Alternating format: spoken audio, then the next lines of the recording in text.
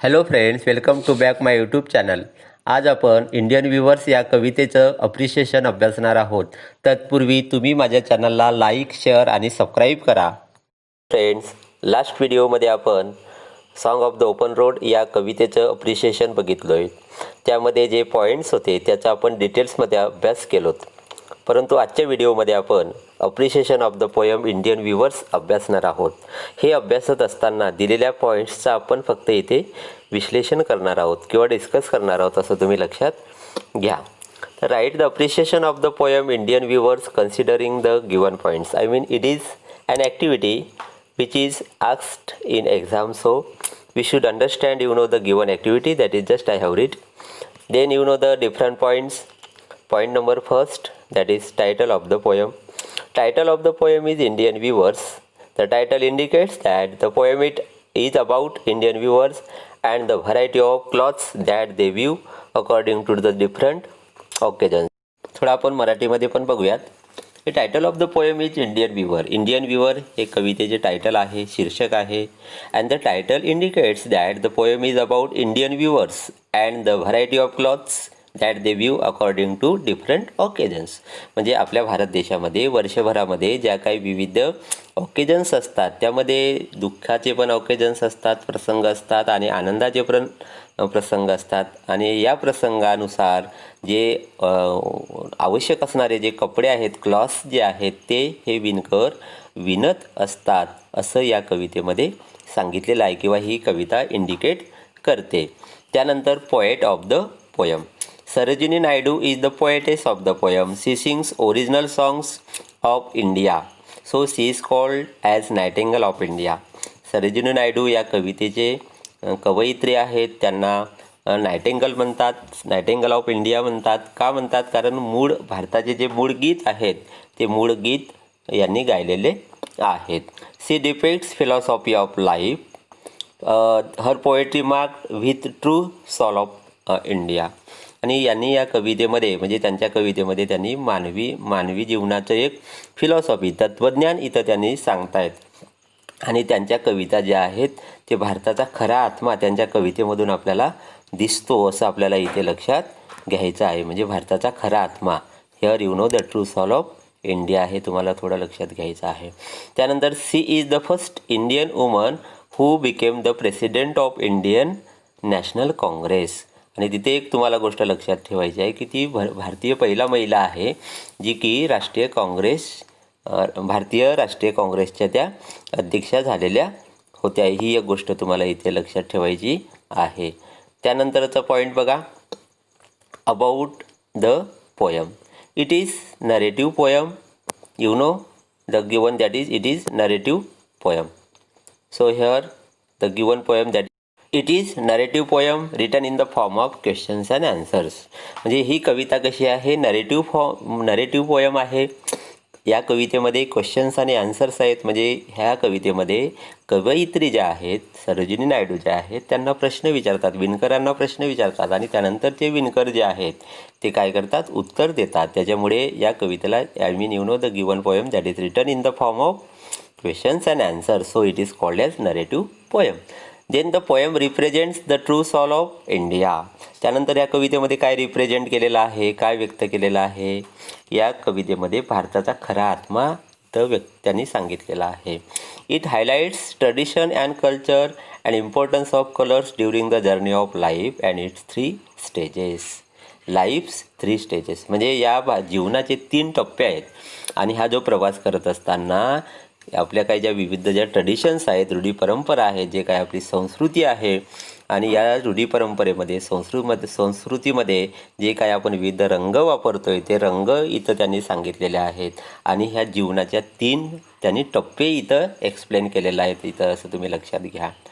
त्यानंतरचं आहे theme of the poem. Here the theme of the poem म्हणजे what is the theme of the poem तुम्हाला इथं लक्षात घ्यायचं आहे की in this poem the poetess talks about 3 important stages of life.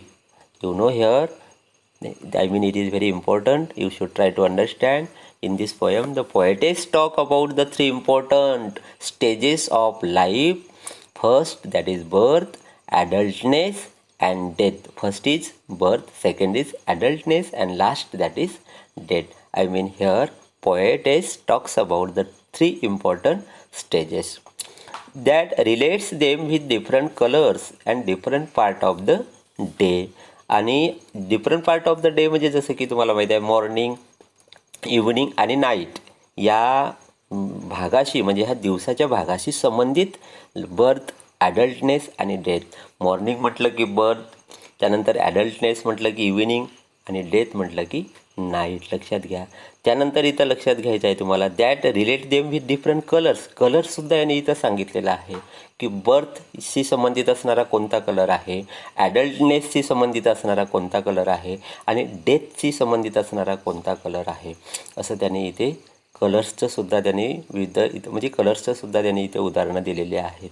3 types of garments that weavers view all 3 particular Times of the day for different purposes. म्हणजे आणि 3 प्रकारचे जे गारमेंट्स आहेत, जे कापड आहेत, कापडे जे आहेत 3 प्रकारचे, त्यांनी 3 वेगवेगळ्या वेळी म्हणजेच मॉर्निंगला कोणतं विणत आहेत, त्यानंतर इव्हनिंगला कोणत्या प्रकारचा कपडा विणत आहेत, त्यानंतर रात्री कोणत्या प्रकारचा कपडा विणत आहेत आणि त्यांचं पर्पज काय, त्यांचा उद्देश काय आहे हे यांनी या कवितेमध्ये सांगितलेलं आहे. म्हणजे हे थीम तुम्ही जेव्हा थीम लिहिणार आहात कवितेचा हा विषय म्हणजे इथं नेमकं काय सांगा, what is the philosophy of life, इथं तुम्हाला लक्षात घ्यायचं आहे. Why they are weaving different colours clothes or garments for different purposes, हे तुम्हाला इथं थोडं लक्षात घ्यायचं आहे.